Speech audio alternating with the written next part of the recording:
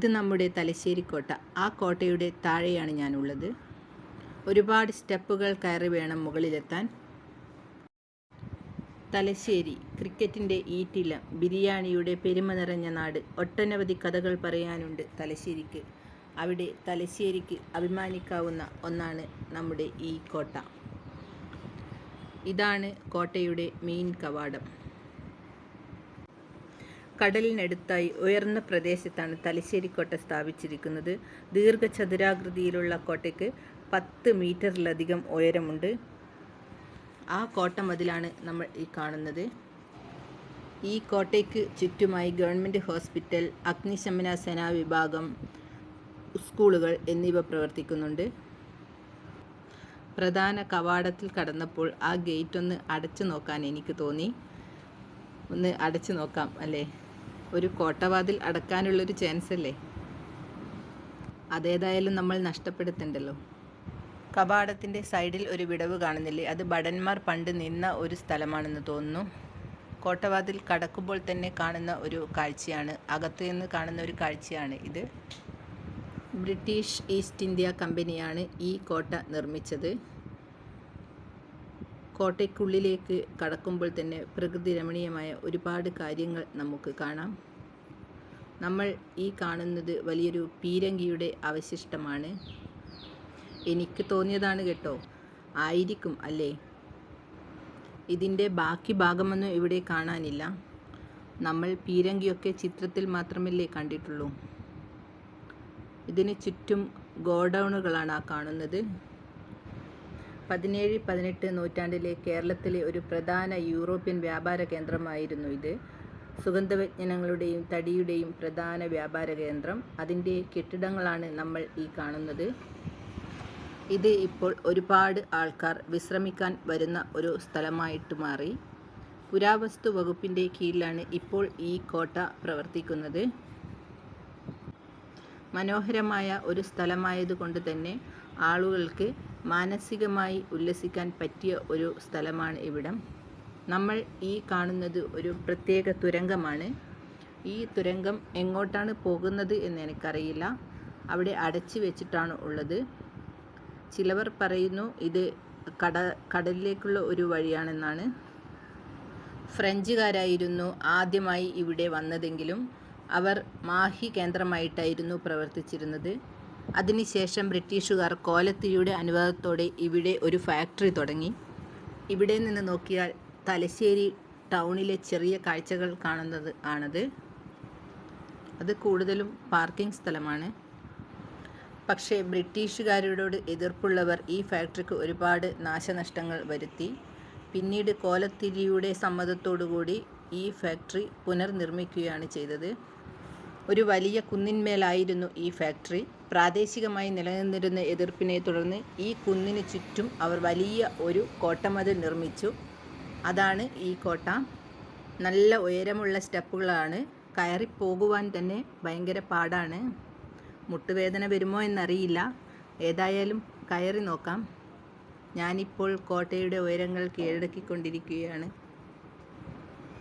കോട്ടയുടെ ഓരോ ഭാഗത്തും ഇതുപോലെ ഒരുപാട് സ്റ്റെപ്പുകൾ കയറാനുണ്ട്. ഉയരം കൂടുന്തോറും ചായയുടെ കടുപ്പം വർദ്ധിക്കും എന്ന് ലാലേട്ടൻ പറഞ്ഞതുപോലെ ഈ കോട്ടയുടെ ഉയരം കയറുന്തോറും നമുക്ക് ഈ കോട്ടയുടെ ഭംഗിയും കാണാൻ കഴിയും. അങ്ങനെ ഞാൻ ഒരുവിധം മുകളിലെത്തി. മുകളിൽ നിന്ന് നോക്കിയാൽ കാണുന്ന കാഴ്ചകൾ അതിമനോഹരമാണ്. ഇവിടെ നിന്ന് നോക്കിയാൽ നമുക്ക് കടൽ കാണാം. ചുറ്റുമുള്ള എല്ലാ കാഴ്ചകളും നല്ല ഉയരത്തിലായതുകൊണ്ട് കാണാൻ കഴിയും. ഇപ്പോൾ ഈ കോട്ടയുടെ ഏറ്റവും മുകളിലാണ് ഞാനുള്ളത്. ഇതിൻ്റെ മെയിൻ കവാടത്തിലേക്കാണ് ഞാൻ പോകുന്നത്. ഇത് മെയിൻ കവാടത്തിൽ ഏറ്റവും മുകളിലുള്ള ഒരു ദൃശ്യമാണ്. നമ്മൾ വന്ന വഴിയാണ് ആ താഴെ കാണുന്നത്. നല്ലൊരു വ്യാപാര കേന്ദ്രമായിരുന്ന ഈ തലശ്ശേരി പ്രദേശം പിടിച്ചെടുക്കാൻ ഫ്രഞ്ച് സൈന്യവും ബ്രിട്ടീഷ് സൈന്യവും എപ്പോഴും പ്രശ്നമായിരുന്നു. അറക്കലിലെ അലി രാജാവിൻ്റെ സഹായത്തോടെ ഫ്രഞ്ചുകാർ തലശ്ശേരി കോട്ട പല പ്രാവശ്യം ആക്രമിച്ചു.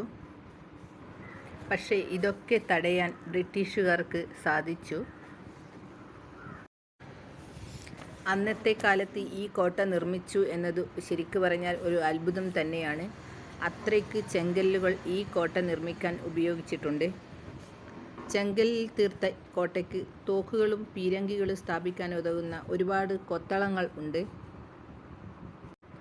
വിദേശാധിപത്യത്തിൻ്റെ ജീർണിക്കാത്ത തെളിവായി ഇന്നും ഈ കോട്ട തലയുയർത്തി നിൽക്കുന്നു. ഈ കോട്ടയ്ക്ക് സമീപമുള്ള കടൽക്കരയിലാണ് ബ്രിട്ടീഷുകാർ ഇന്ത്യയിൽ ആദ്യമായി ക്രിക്കറ്റ് കളിച്ചിരുന്നത്. ഇവിടുത്തെ നാട്ടുകാരുമായിട്ടായിരുന്നു അന്നവർ ക്രിക്കറ്റ് കളിച്ചിരുന്നത്. കോട്ടയുടെ ഏറ്റവും താഴെയായി നിൽക്കുന്ന ഒരു മുത്തശ്ശി മാവാണ് നമ്മൾ കാണുന്നത്. മാവിൻ്റെ ഏറ്റവും ഉയരമുള്ള ഭാഗമാണ് ഇപ്പോൾ കോട്ടയുടെ മുകൾ ഭാഗത്തായി കാണുന്നത്. ഇത് കോട്ടയുടെ മറ്റൊരു ഭാഗമാണ്. ഇവിടെയാണ് നമ്മൾ ലൈറ്റ് ഹൗസ് കാണപ്പെടുന്നത്. കടൽ മാർഗം വരുന്ന കപ്പലുകൾക്ക് വെളിച്ചം ഏകാൻ ഈ ലൈറ്റ് ഹൗസ് ഉപയോഗിച്ചിട്ടുണ്ടാവും പണ്ട്. അതാണ് നമ്മൾ കാണാൻ പോകുന്നത്. ഇവിടെയും ഉയരമുള്ള ഒരുപാട് പടികൾ ഉണ്ട്. അത് കയറി വേണം നമുക്ക് ലൈറ്റ് ഹൗസിൻ്റെ അടുത്തെത്താൻ.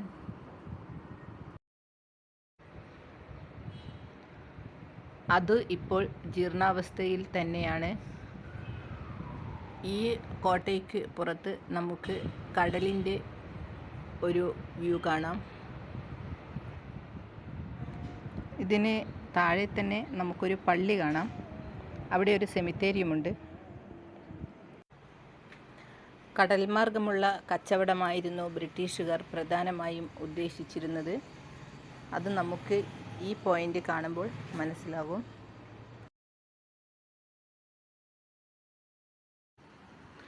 നമ്മുടെ കുരുമുളകും ഇലവുമെല്ലാം കൊണ്ടുപോകാനായിരിക്കണം ബ്രിട്ടീഷുകാർ ഈ ഫാക്ടറി ഉപയോഗിച്ചിരുന്നത്. കടൽ മാർഗം കൊണ്ടുപോകാൻ വളരെ എളുപ്പമാണല്ലോ. അതുകൊണ്ട് തന്നെയാണ് കടൽ സൈഡ് ഈ ഫാക്ടറി നിർമ്മിച്ചത് എന്ന് തോന്നുന്നു. ആ കാണുന്നത് Thalassery Saint Joseph Higher Secondary School ആണ്.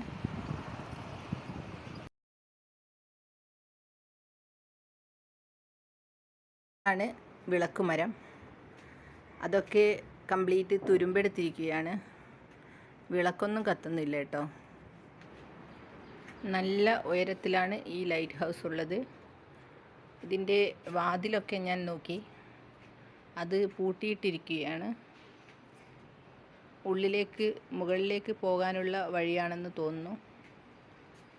നല്ല ഉയരമുള്ള ഒരു ലൈറ്റ് ഹൗസാണിത്. ഇതിൻ്റെ മുകൾ ഭാഗത്തേക്ക് നോക്കുമ്പോൾ നമുക്ക് കപ്പലിൻ്റെ മുകൾ ഭാഗം പോലെ തോന്നും. ബ്രിട്ടീഷുകാരുടെ നിർമ്മിതിയല്ലേ. അവരുടെ നിർമ്മിതി ഇങ്ങനെയൊക്കെ ആയില്ലെങ്കിലേ അത്ഭുതമുള്ളൂ.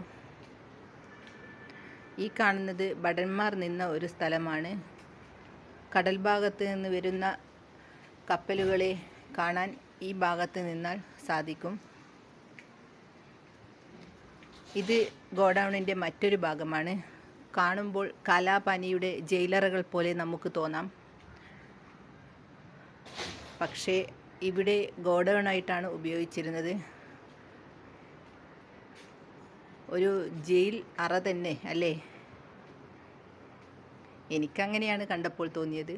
ചിലപ്പോൾ പണ്ട് കാലത്ത് ബ്രിട്ടീഷുകാർ ഇവിടെ ആൾക്കാരെ ജയിലിൽ പാർപ്പിച്ചിട്ടുണ്ടാവും, അറിയില്ലല്ലോ. ഇതും ഈ കോട്ടയുടെ ഉൾഭാഗത്ത് തന്നെയാണ് കേട്ടോ.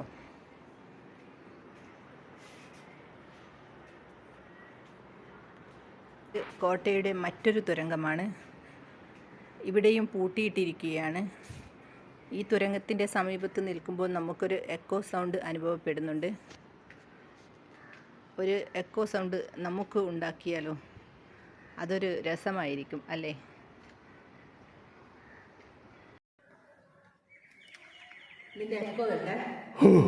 ഹലോ. നമ്മുടെ ഈ കോട്ടയ്ക്ക് പ്രധാനമായും 2 വഴികളാണുള്ളത്. ഒന്ന് കടൽ സൈഡിലാണുള്ളത്. ഞാൻ വന്ന വഴിയെ തന്നെ തിരിച്ചിറങ്ങി. ഏറ്റവും താഴെ നിന്ന് നോക്കുമ്പോൾ കോട്ടയുടെ ഹൈറ്റ് കാണാം. ചരിത്രമുറങ്ങുന്ന നമ്മുടെ സ്വന്തം തലശ്ശേരിയുടെ ഈ കോട്ടയുടെ വീഡിയോ നിങ്ങൾക്ക് ഇഷ്ടമായെന്ന് വിചാരിക്കുന്നു. ഇനി നമ്മൾക്ക് അടുത്ത നല്ലൊരു വീഡിയോയിൽ കാണാം.